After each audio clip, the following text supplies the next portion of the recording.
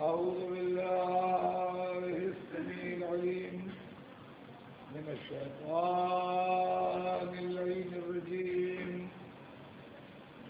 بسم الله الرحمن الرحيم. الحمد لله رب العالمين، والصلاة والسلام على سيدنا وشفيعنا أبي الطاهرين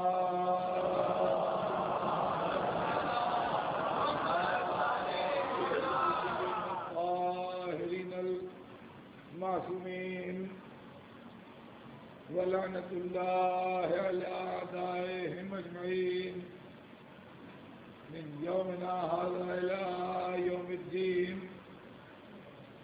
أما بعد فقد قال الله سبحانه تبارك وتعالى في كتابه المبين وهو أصدق الصادقين: لا تركنوا إلى الذين ظلموا فتمسكم النار. صلوات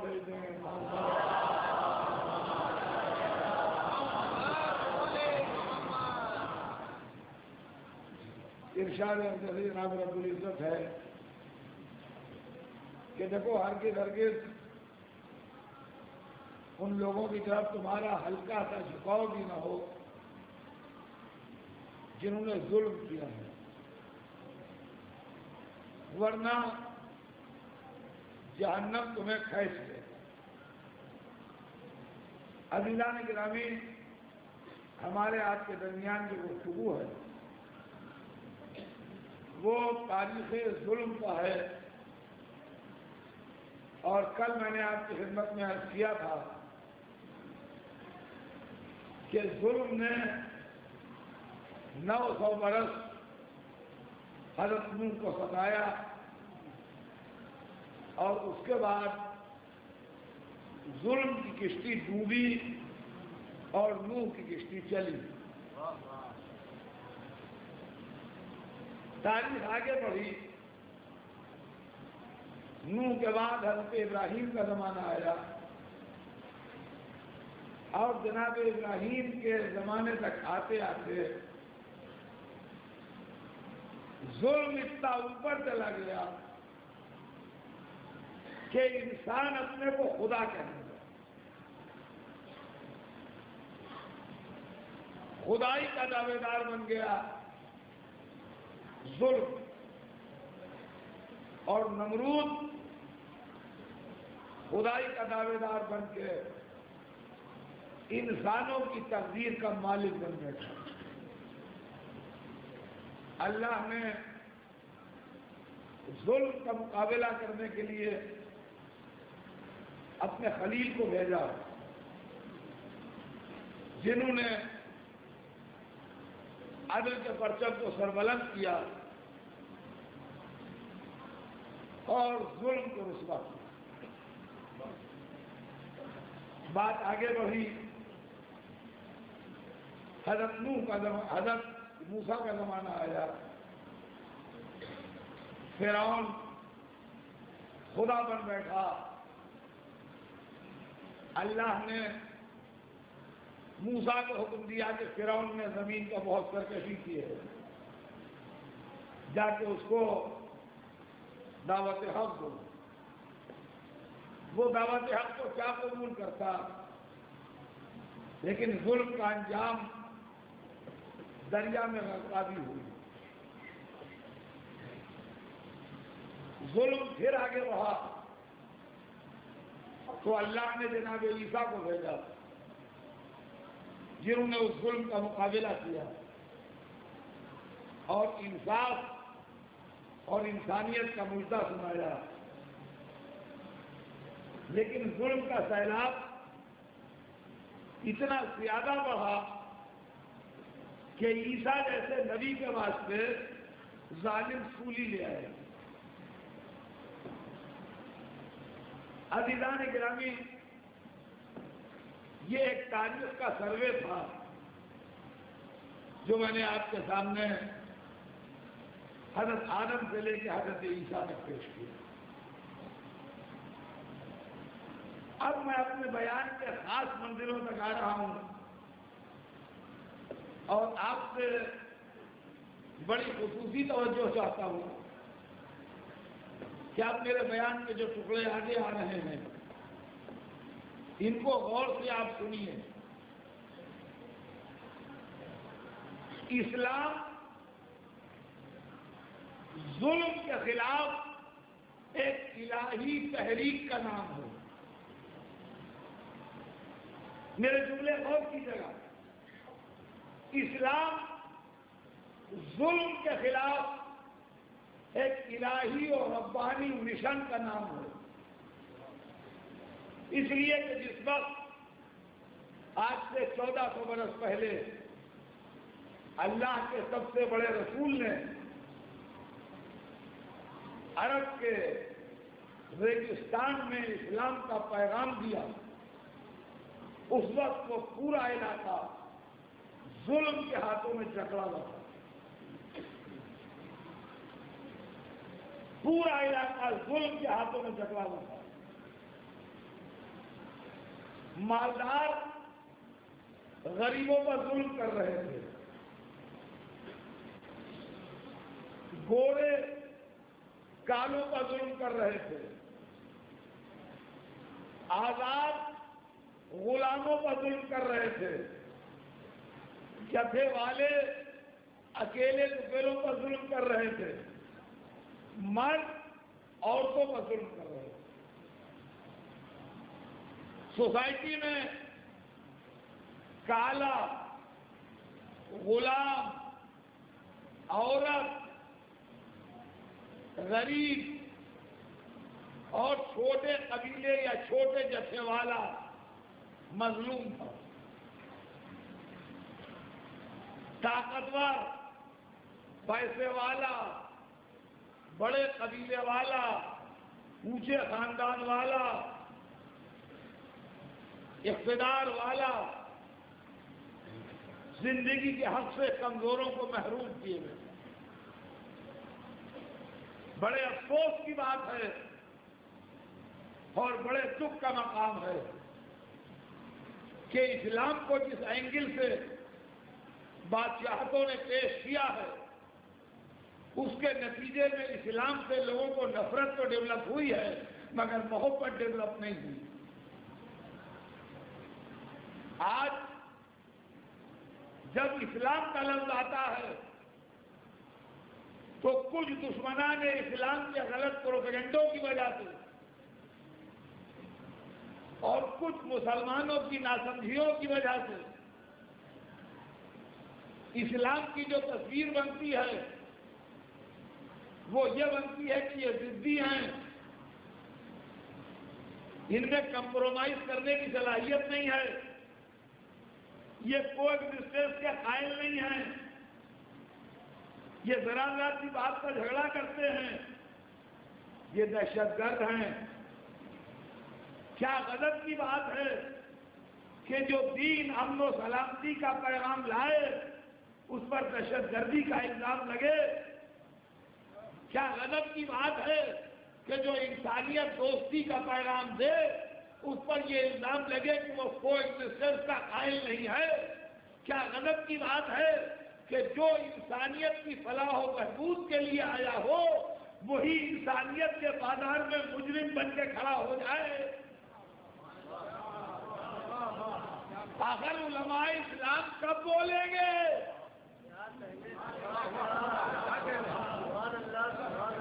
اسلام کے ناصر و مددگار کب اٹھیں گے؟ اسلام کی حقیقت بیان کرنے والے خاموش کیوں رہے؟ میری آواز جہاں جہاں تک پہنچ رہی ہے میرا مشن یہی ہے کہ میں اس چیز کا دفاع کروں جو مظلومی کا شکار ہے۔ مظلوم کی مدد کرنا ثواب ہے اور میرا مذہب مذہب اسلام اس وقت دنیا میں مظلوم ہے۔ لہذا اگر کوئی نہیں بولتا تو حسین کے ماننے والے تو بولیں۔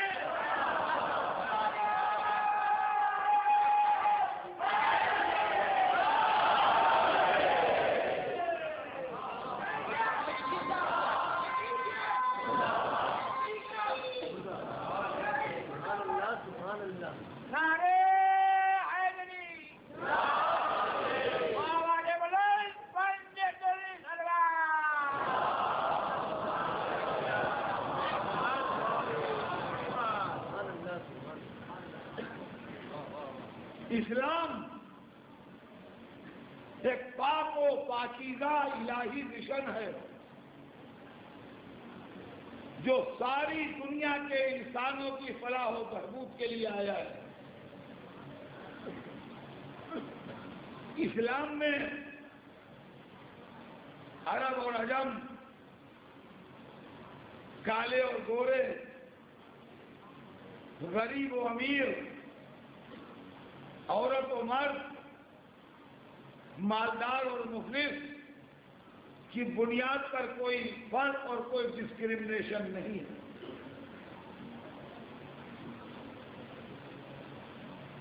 اسلام انسانیت دوستی کا مذہب ہے۔ اسلام مسلمان دوستی کا مذہب نہیں ہے۔ انسان سے محبت کرو، یہ اسلام کی تعلیم ہے۔ مظلوم کا ساتھ دو، یہ اسلام کی تعلیم ہے۔ ظالم سے نفرت کرو، یہ اسلام کی تعلیم ہے۔ ہمیشہ سچ بولو، یہ اسلام کی تعلیم ہے۔ جھوٹ کو کنڈم کرو، یہ اسلام کی تعلیم ہے۔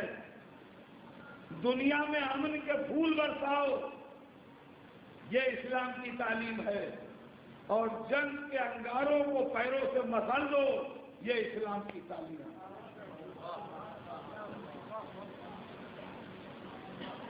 ہم کسی کے دشمن نہیں ہیں، ہم کسی کے مخالف نہیں ہیں۔ نہ اسلام یہودیوں کے خلاف ہے۔ دیکھیے میں جو کہہ رہا ہوں کوئی بچہ نہیں بول رہا ہے، میں اپنے ایک ایک لفظ کا پروف دوں گا۔ نہ اسلام یہودیوں کے خلاف ہے، نہ اسلام عیسائیوں کے خلاف ہے، نہ اسلام ہندوؤں کے خلاف ہے، نہ اسلام پارسیوں کے خلاف ہے۔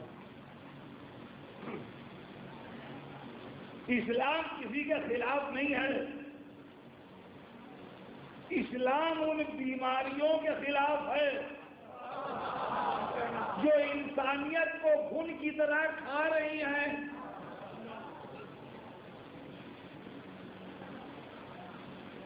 اگر ایک بہترین اور قابل ڈاکٹر یہ کہے کہ آؤ میرے پاس میں تمہیں ایڈس کی دوا دوں، آؤ میرے پاس میں تمہیں کینسر کی دوا دوں، آؤ میرے پاس میں تمہیں ڈائبٹیز کی دوا دوں، آؤ میرے پاس میں تمہیں ہارٹ کی دوا دوں، آؤ میرے پاس میں تمہیں کڈنی کی دوا دوں، تو یہ ڈاکٹر جو علاج کرنے کے لیے بیٹھا ہے،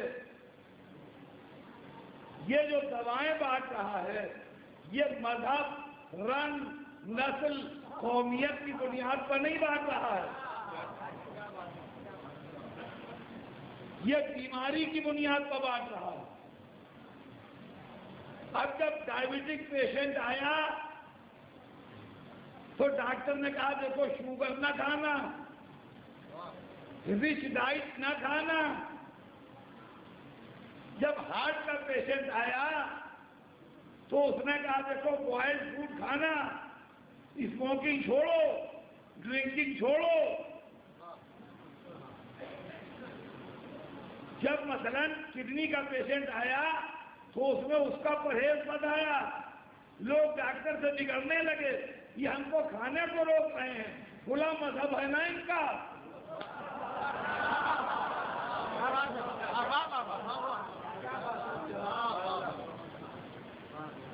یہ ہم کو آئس کریم کھانے سے منع کر رہے ہیں، سمجھ گئے ہم۔ یہ ہم کو مرغا کھانے سے منع کر رہے ہیں، خوب ہم سمجھتے ہیں۔ عزیزان گرامی، انسانیت میں جو بیماریاں ہیں اسلام ان کا علاج لے کے آیا ہے. اور اسلام نے جب بھی قرآن میں کسی یہودی کے خلاف کچھ کہا ہے، کسی عیسائی کے خلاف کچھ کہا ہے، کسی نان مسلم اور نان بلیور کے خلاف کچھ کہا ہے، تو یہ یہودی عیسائی نان مسلم کے خلاف نہیں کہا ہے، بلکہ اس کی اس بری عادت کے خلاف کہا ہے جو اس میں ہے. اور فرمایا آپ نے اس بری عادت کے خلاف کہا ہے جو اس میں ہے. میرے دوستو، اسلام کی اس تصویر کو پیش کیجیے.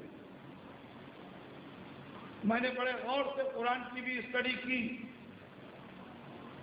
اور میں نے بڑے غور سے اسلام کو بھی سمجھنے کی کوشش کی، خاص طور سے ادھر 2-3 برس میں،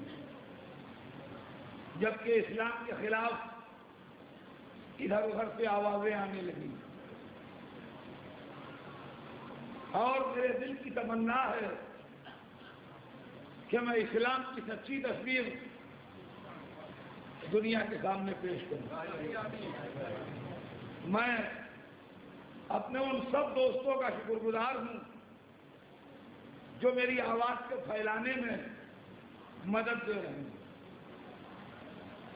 میں اپنے ٹورانٹو کے دوست SGP جعفری صاحب کا بہت ممنون ہوں کہ وہ میری آواز کو کینیڈا اور امریکہ کے بعض حصوں میں پہنچانے میں مدد دے رہے ہیں. آپ ہو سکتا ہے کہ میری تقریر میں کہیں کہیں پر کچھ جھلکیاں ایسی بھی کبھی پائیں جس کے لیے آپ سوچیں کہ اس لفظ کی یہاں کیا ضرورت تھی. تو اس میں راز یہی ہے کہ میرے پیش نظر وہ آڈینس بھی ہیں جو ہندوستان سے باہر میری تقریر سن رہے ہیں، اور میرے پیش نظر وہ پرابلمس بھی ہیں جن کو ہندوستان کے باہر کے لوگ فیس کرتے ہیں. لہذا کبھی کبھی کچھ ایسے جملے بھی آ جائیں گے کہ جو ہمارے آپ کے لیے شاید اس ماحول میں جس میں ہم بیٹھے ہیں یہاں اجنبی ہوں. عزیزوں، جیسا میں نے آپ کی خدمت میں عرض کیا کہ اسلام ایک الہی موومنٹ ہے برائیوں کے خلاف، ظلم کے خلاف، کمزوروں پر، طاقتوروں کے تسلط کے خلاف، عورتوں پر مردوں کے تشدد کے خلاف، غریبوں پر مالداروں کی ستم آرائی کے خلاف، عام پبلک پر بادشاہوں اور کشور کشاؤں کے ظلم کے خلاف. اسلام وہ ہے جو خدا نے بتایا، اسلام وہ ہے جو رسول نے بتایا، اسلام وہ ہے جو آل رسول نے بتایا. اس کے علاوہ جو ہے وہ ہمارا اپنا فعل ہے، اسلام نہیں. اگر خدا اور رسول کے بتائے کے مطابق ہے تو صحیح ہے، اگر خدا اور رسول کے بتائے کے خلاف ہے تو غلط ہے. اور ہمارے یہاں بس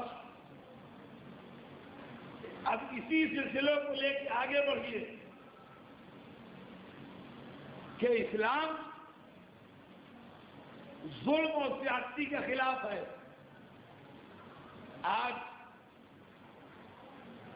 جو کچھ بھی دوسرے کرتے ہیں وہ اسلام کے کھاتے میں جاتا ہے. پہلے آپ کو انالیسس کرنا پڑے گی، پہلے آپ کو تجزیہ کرنا پڑے گا، پہلے آپ کو بہت غور سے دیکھنا پڑے گا کہ اسلام میں کیا کیا چیزیں شامل کی گئی ہیں. اب آئیے میں آپ کو گنواتا ہوں.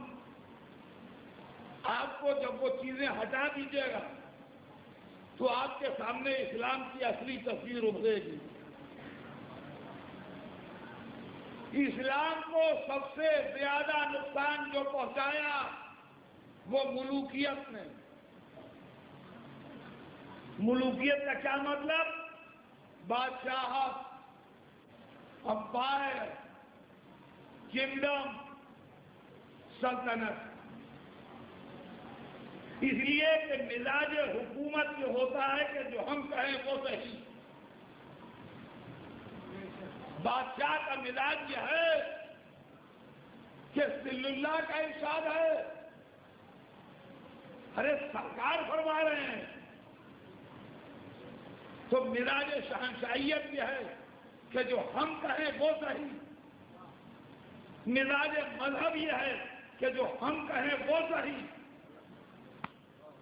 سنیے گا، مزاج شہنشاہیت یہ ہے کہ ہم بڑے. مزاج مذہب یہ ہے کہ ہم بڑے. بادشاہت نے جو کچھ کیا وہ اسلام بن کے اسلام کے کھاتے میں آیا. تو پہلے تو آپ ملوکیت کو اسلام سے مائنس کیجئے. دیکھیے کلیجہ تھام کے بیٹھیے گا میری مجلس میں، اور راستے سے آدھے راستے سے نہ نکل جائیے گا.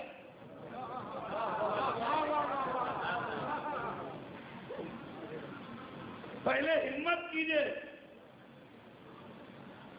کہ جنہوں نے اپنی ملک گیری کے لیے لشکر تیار کیے وہ خدمت اسلام نہیں تھی. جنہوں نے اپنی سلطنتیں بڑھانے کے لیے پرچم لہرائے وہ خدمت اسلام نہیں تھی. آپ اسلام کی سیرت پیش کیجئے رسول اللہ کے نام سے، اسلام کی سیرت پیش کیجئے مولا علی کے نام سے، اسلام کی سیرت پیش کیجئے امام حسین کے نام سے، اسلام کی سیرت صلاح الدین ایوبی، محمود غزنوی.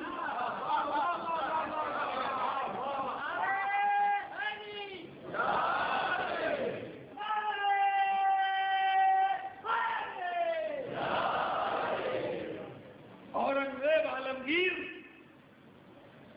یہ اسلام کے خادم نہیں ہیں.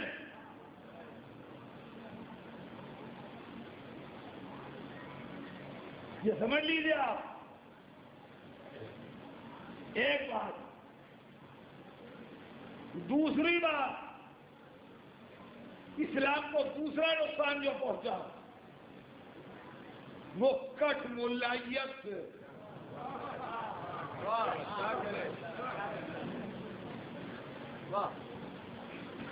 کٹ ملائیت کیا ہوتی ہے؟ ایک طبقہ ہوتا ہے جو بادشاہوں میں اور مذہب میں کمپرومائز کراتا ہے. مذہب کا غلط انٹرپریٹیشن کر کے بادشاہ سلامت راضی رہے اور مذہب بھی راضی رہے. اس کٹ ملائیت نے بھی اسلام کو نقصان پہنچایا. درباری ملاؤں نے بھی بادشاہوں کو خوش کرنے کے لیے اسلام کے ساتھ اچھا سلوک نہیں کیا. لہذا اسلام کی تصویر سے ان کا کلر بھی آپ کو صاف کرنا پڑے گا. تیسری چیز جو اسلام کی دشمن ہے وہ ہے آپ کی سوسائٹی. مسلم سوسائٹی میں ایسا ہوتا ہے دنیا والے اس کو اسلام سمجھتے ہیں.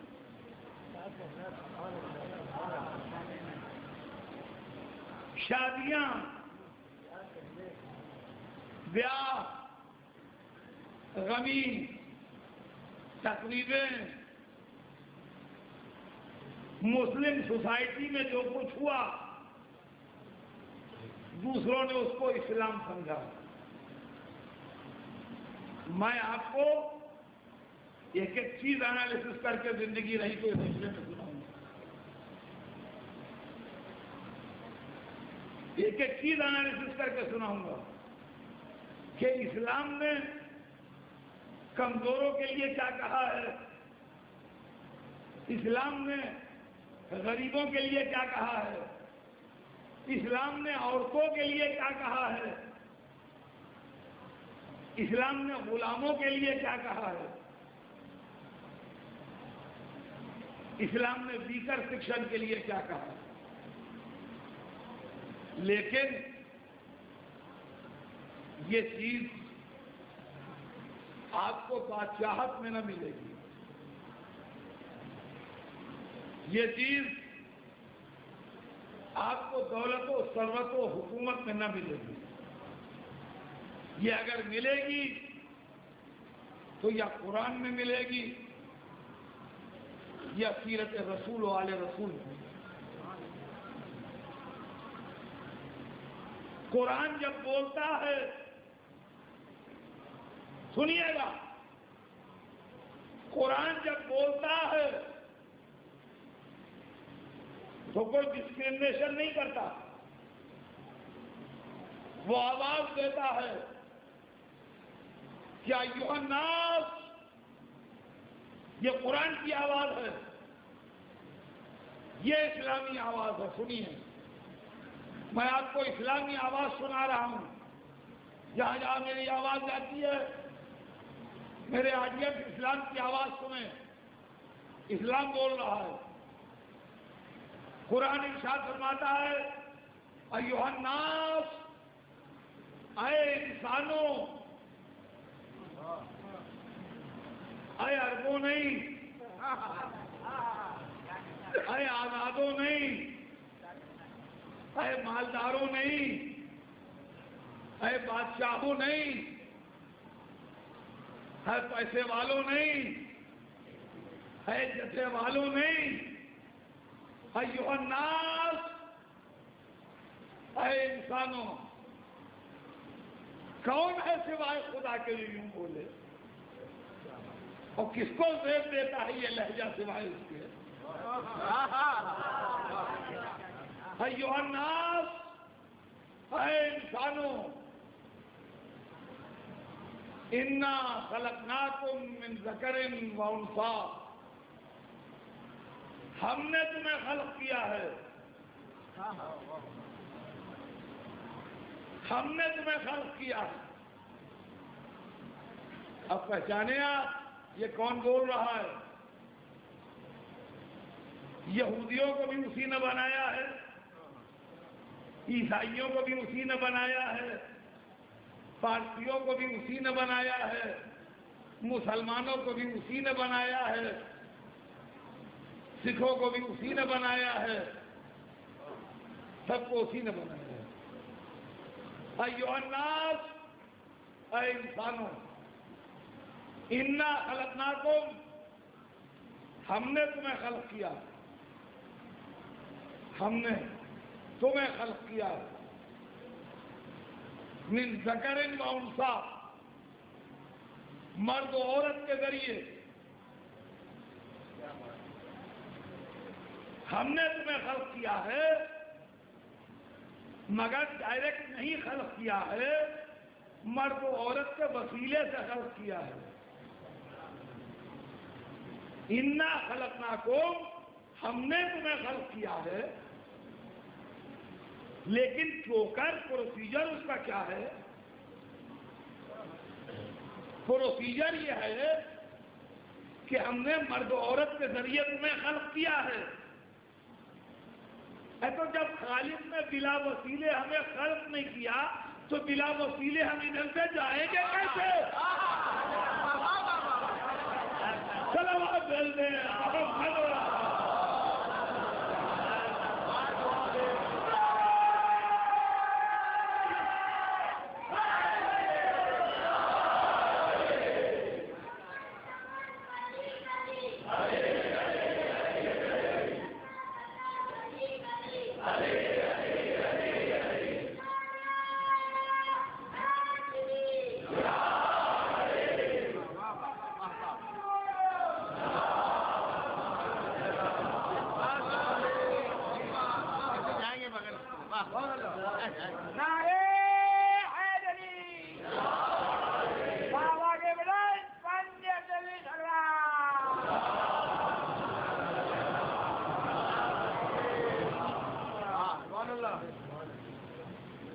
مرد و عورت کے ذریعے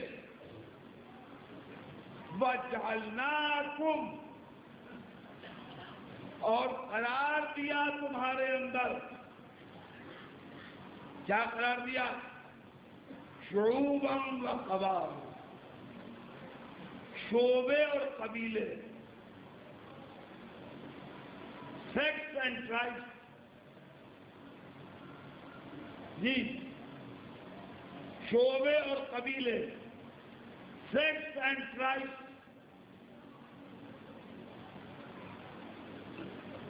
کوئی عرب ہے،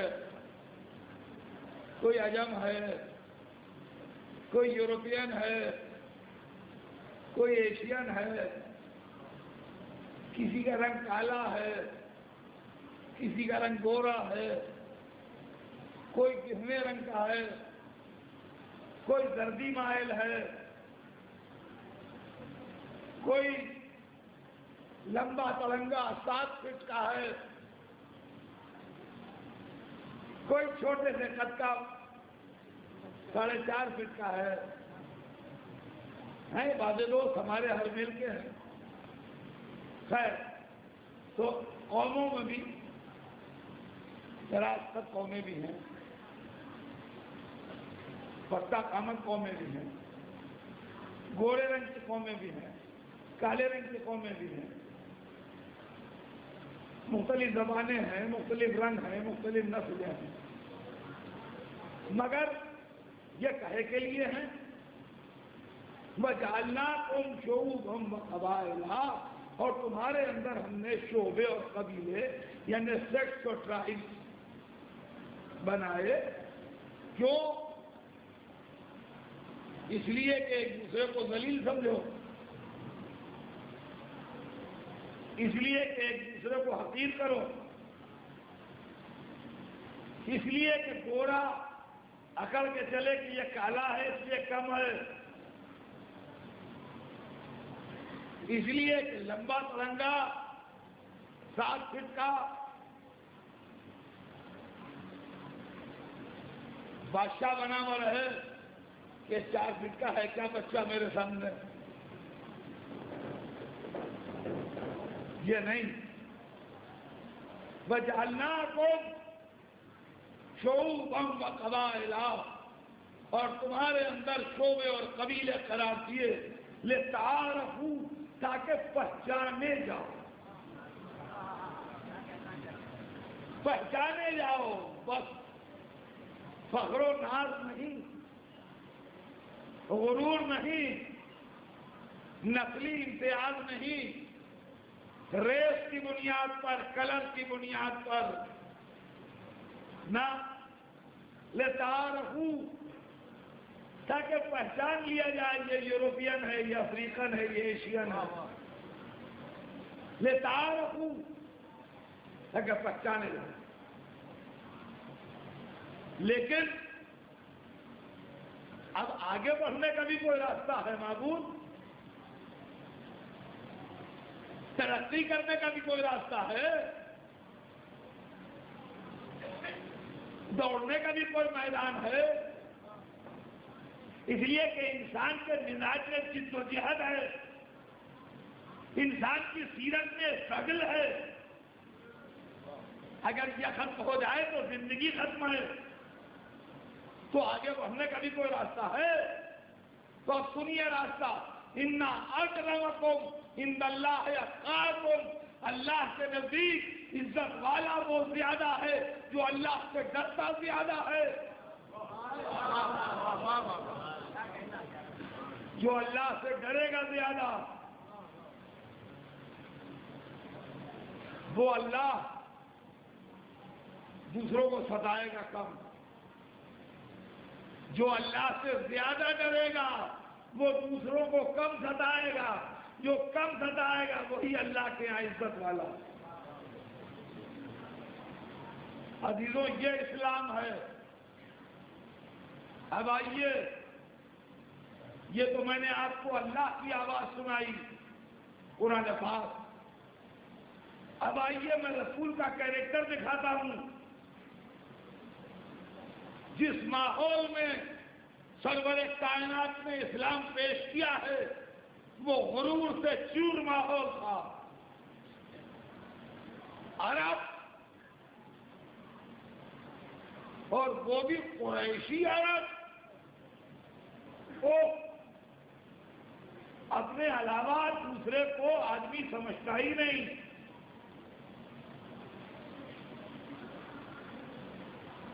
اپنے علاوہ دوسرے کو آدمی سمجھتا ہی نہیں.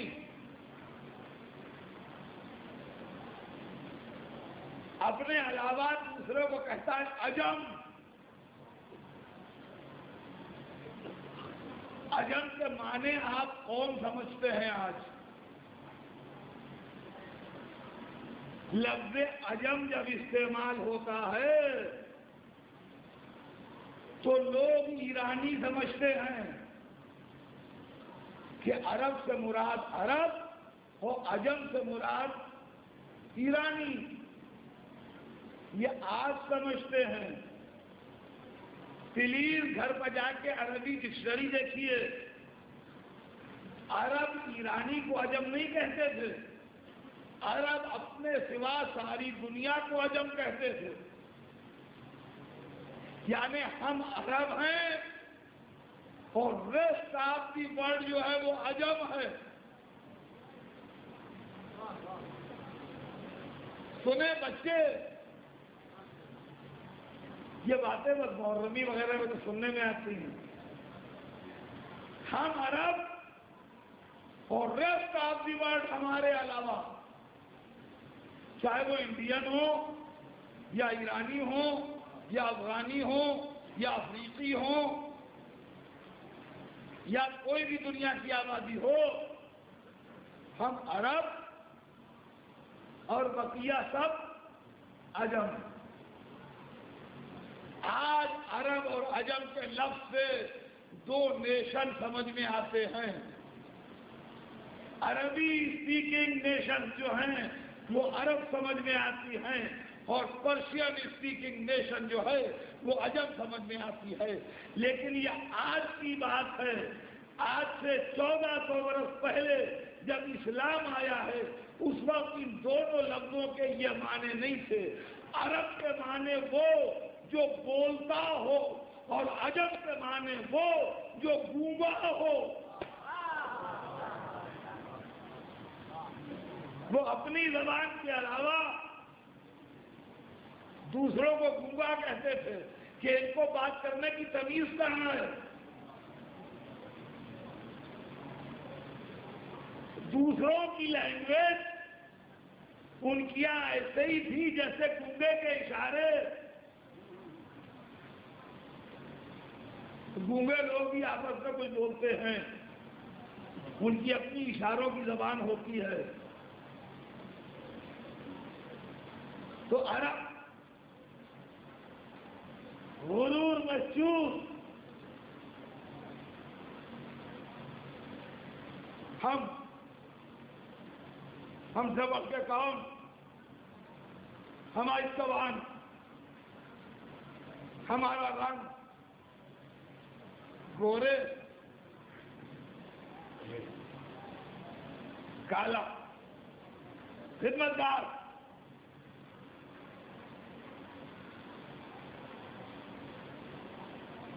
ہماری خدمت کے لیے کالا, آدمی تھوڑی کالا. جی ایسے ماحول میں اسلام آیا تھا. سنیے رسول کی سیرت کیا ہے. سرکار دو عالم مدینے آئے, حکم خدا سے مسجد بن کے تیار ہوئی. مسجد النبی بنی. مسلمانوں کے لیے بڑی خوشی کا دن کہ مسجد رسول بن کے تیار ہو گئی. ظاہر ہے امامت تو رسول کا حصہ ہے. مسجد میں دو ہی عہدے ہوتے ہیں, یا پیش نماز یا مؤذن. تو پیش نماز تو اللہ نے مقرر کیا ہے رسول کو، وہ تو اپائنٹڈ بائی گاڈ ہیں، وہ نماز پڑھائیں گے۔ اب ایک پوسٹ بچی جس پر سلیکشن ہونا ہے، اور وہ ہے مؤذن کی پوسٹ۔ ایک سے ایک گورے، ایک سے ایک خوبصورت، ایک سے ایک کھائے پیے، بہترین عربی بولتے ہوئے سب بیٹھے ہیں، حکم رسول کا انتظار ہے، کس کو حکم دیتے ہیں؟ آج اس مسجد میں اذان دینے کا شرف کس کو حاصل ہوتا ہے؟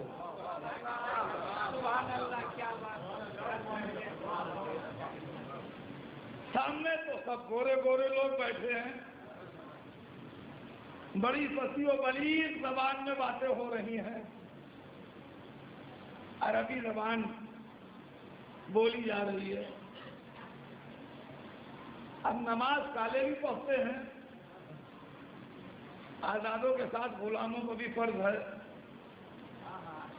لہذا ادھر ادھر گوشوں میں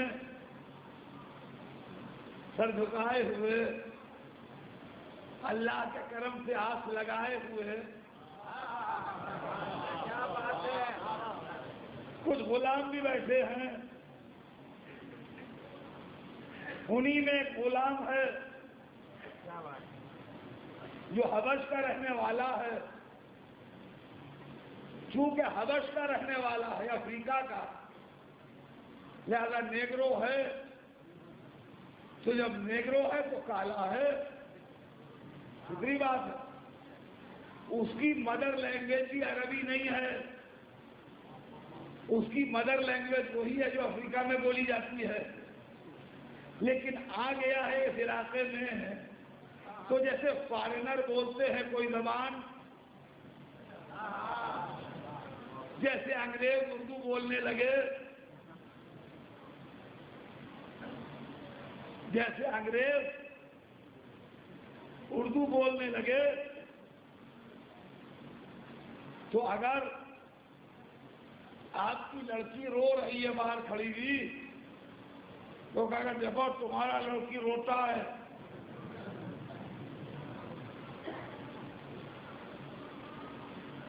تو کہا لڑکی روتی ہے، روتی اس کے منہ سے نہیں نکلے گی۔ انگریز تے نہیں بول پاتا، ہمیشہ ٹے بولتا ہے، تمہارا تو تمہارا کہتا ہے۔ اب اس میں بچے والوں نے انگریزوں کو دیکھا ہی نہیں تو ان کو یاد کہاں سے؟ پرانے لوگوں کو وہ یاد ہے انگریز، تو وہ تے نہیں بول پاتا، اس لیے کہ اس کی الفابیٹ میں تے نہیں ہے، ٹی ہے، تو وہ ٹی ٹے بولتا ہے۔ تو جیسے فارنر بولتے ہیں، اور ایک دفعہ سرور کائنات کی نظر گھومی، سنیے میں کیا بتاؤں، وقت تمام ہو رہا ہے، تھوڑی دیر میں بیان تمام ہو جائے گا، مگر میں چاہتا ہوں کہ جو میں نقش بٹھانا چاہتا ہوں اس تمہید پہ، ابھی میں مضمون پر نہیں آیا ہوں، ابھی میں تمہید میں ہوں، انشاءاللہ کل ول سے مضمون پہ آؤں گا، ابھی تو صرف اتنا کہ ایک دفعہ اس مرسل اعظم کی نگاہ اٹھی جو مشیت رب کا ترجمان تھا،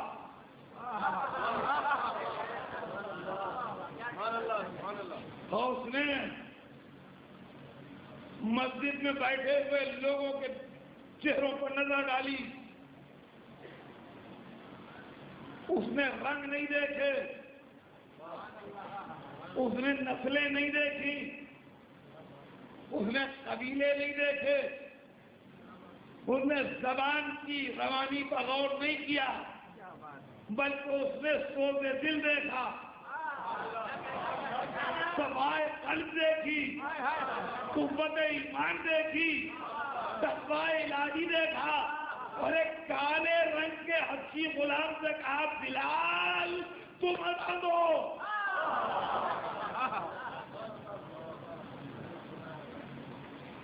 کالے رنگ کا غلام بلال حبشی اپنے ایمان کی طاقت پر مؤذن رسول بنا۔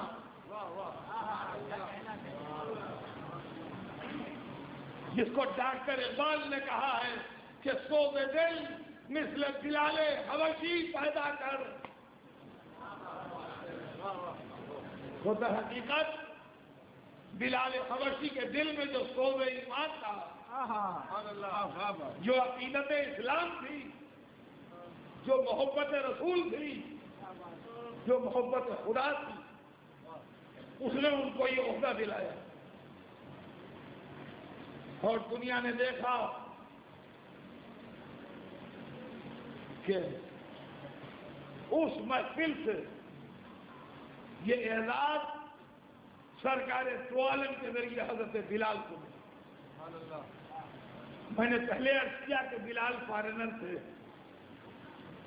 بلال ایتھوپیا کے تھے، حبش کے تھے، عرب نہیں تھے۔ تو ادا جو ہے اس کی ٹیکسٹ عربی میں ہے، تو ظاہر ہے کہ فارنر اس کو اس طرح پروناؤنس نہیں کر پائے گا جس طرح لوکل آدمی پروناؤنس کرے گا۔ ادا میں شین کا لفظ بار بار آتا ہے، اشہد ان لا الہ الا اللہ، اشہد ان محمد رسول اللہ۔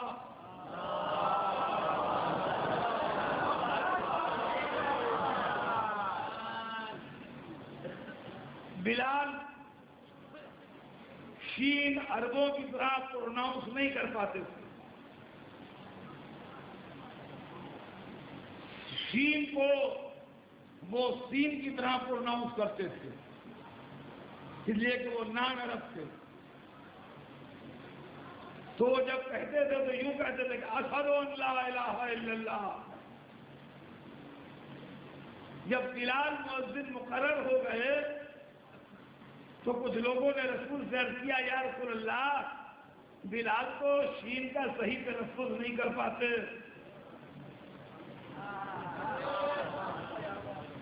دیکھیے اسلام کیا ہے؟ اسلام لفظی جھگڑوں کا نام نہیں ہے، اسلام دل کی آواز کا نام ہے۔ آپ جانتے ہیں اس رسول نے کیا جواب دیا جو بغیر وحی بولتا نہیں؟ ارشاد ہوا سین و بلال سین عند اللہ، بلال کی زبان سے جو سین نکلتا ہے خدا کے نزدیک وہی سین ہے۔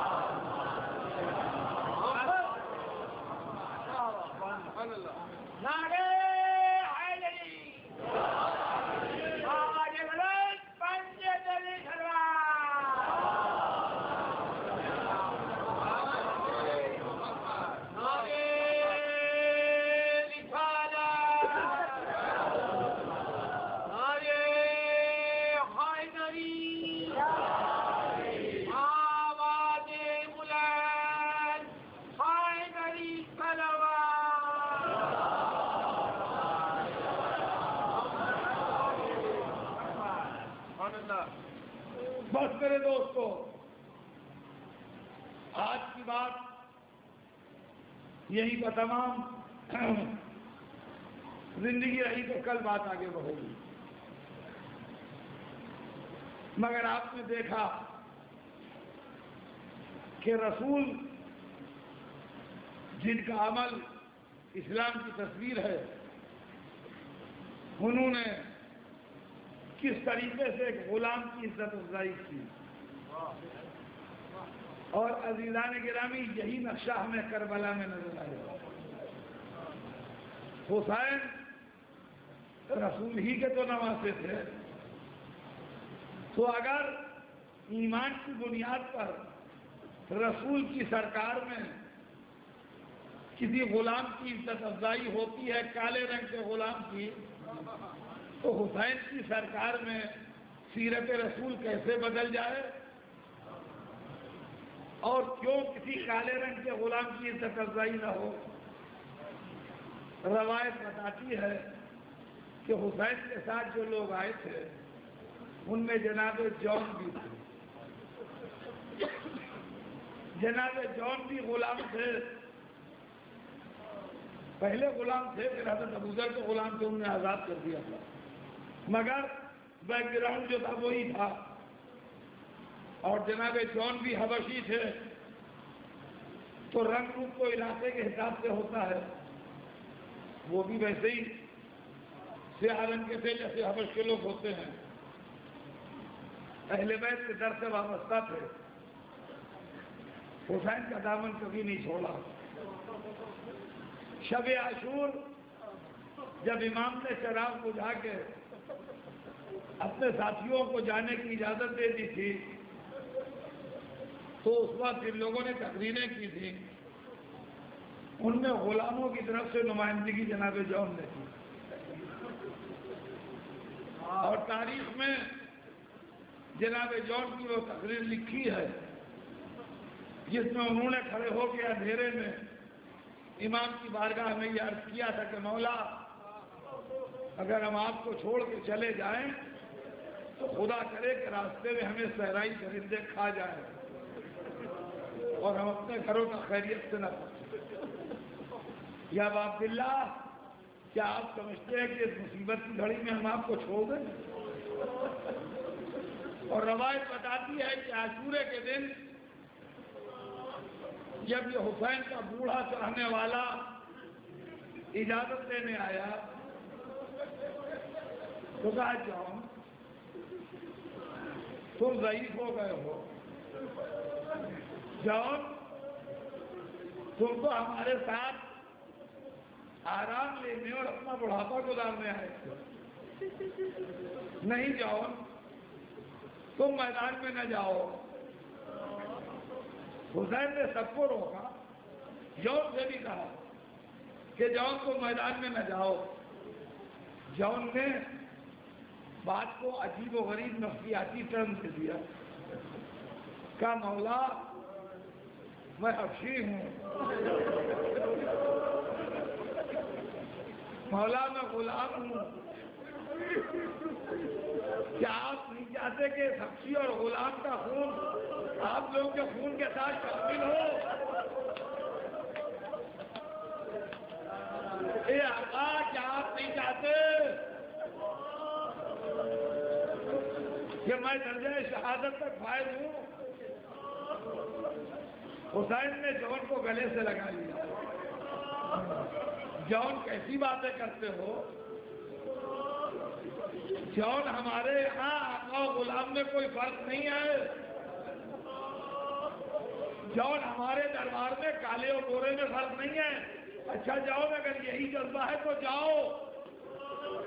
لیے جون لڑنے کے لیے گئے، بڑی بہادری سے لڑے، اور جب جون گرے تو حسین جس طرح عباس کی میت پہ گئے، جیسے علی اکبر کی میت پہ گئے، جیسے حبیب و مسلم کی میت پہ گئے، ویسے جون کی میت پہ بھی گئے۔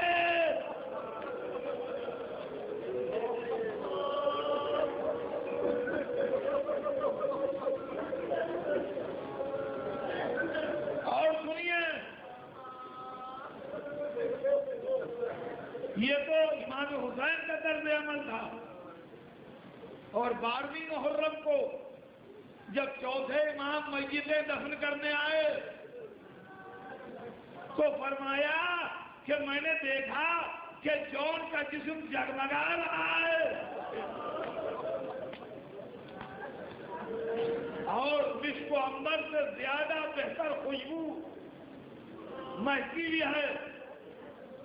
عزیزان گرامی، مجلس تمام ہوئی، ایک جملہ سن لیجئے، اور مجلس تمام ہو جائے، آپ کو اسلام کی سچی تصویر کربلا میں ملے گی۔ جب چوتھے امام نے 12ویں محرم کو گنجے شہیدہ کی قبر تیار کی تو جس میں عباس کے بھائی لٹائے گئے، جس میں قاسم لٹائے گئے، جس میں اون محمد لٹائے گئے، اسی میں جون بھی لٹائے گئے۔ اے جون خدا